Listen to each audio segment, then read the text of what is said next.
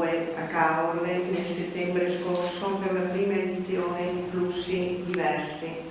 Mi sono trovato tra amici antichi e conoscenze nuove, tra sole e mare, slanci poetici e considerazioni critiche originali. Ho un ricordo tanto bello dell'accoglienza affettuosa, della disponibilità e simpatia che mi hanno accompagnato in tutte le ore delle 3 giornate, tra lavoro, pause, passeggiatine, momenti conviviali, gustosi e piacevoli.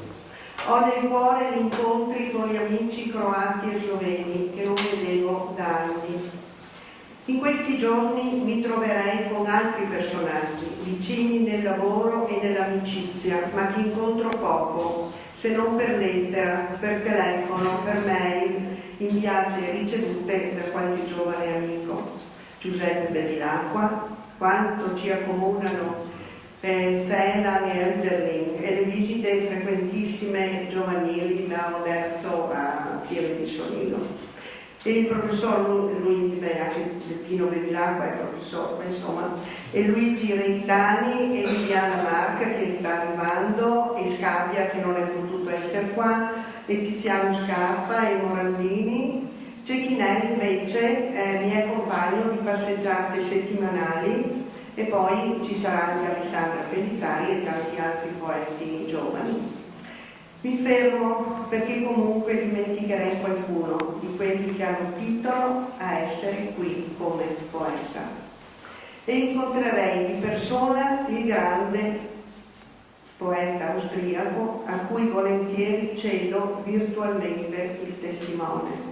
L'ho letto e apprezzato nelle antologie che di lui hanno prodotto Crocetti e Marcos in belle traduzioni, anche se Aigner, vivendo spesso in Italia e parlando la nostra lingua, ci è molto vicino, non solo per la testimonianza della sua poesia.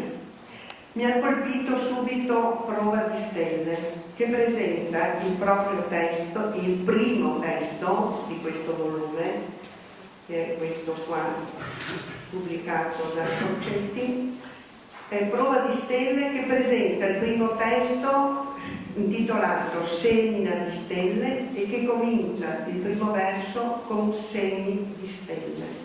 È un inebriarsi di luce, festa di colori e di immagini visionarie che induce alla gioia, alla speranza, anche un vecchio come me poco incline all'ottimismo.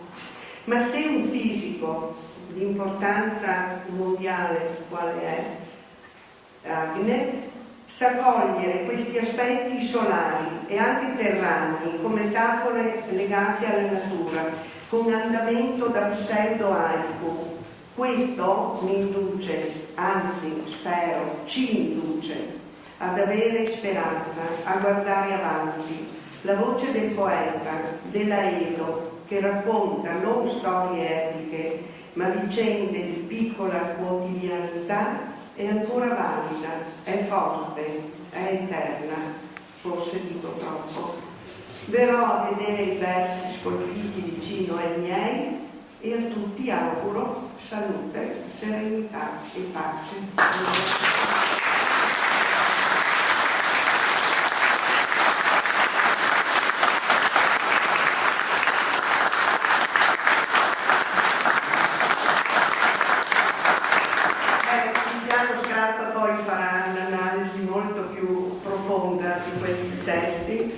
Da par suo, e io però con mio marito abbiamo così letto, cercato. Mio marito anche conosce un po' il tedesco, quindi può anche capire la traduzione, capire la scelta in italiano che ha fatta la bravissima Riccarda Novello.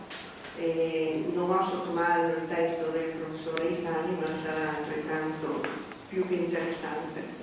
E volevo poi aggiungere che per quanto riguarda la lingua tedesca, di cui domani ci sarà un importante simposio sulla traduzione proprio verso questa lingua, o al contrario, giorni scorsi, il 12 maggio alle ore 11, nei palazzi del Quirinale la presenza del Capo dello Stato Giorgio Napolitano, i traduttori di mio marito, che ormai hanno completato tutte le opere in lingua tedesca, hanno ricevuto il premio per la qualità, l'alta qualità della traduzione e il continuo lavoro di promozione della letteratura italiana in Austria e nei paesi di lingua tedesca. Ecco, anche questo dimostra come il contatto, il connubio con questa terra così importante, con questa lingua importante, è vicina a noi e ci fa scambio attraverso la poesia per arrivare a quello che il professor Valentin ha detto prima, questa integrazione che sia veramente vera, proficua e serva a vivere meglio a tutti. Grazie.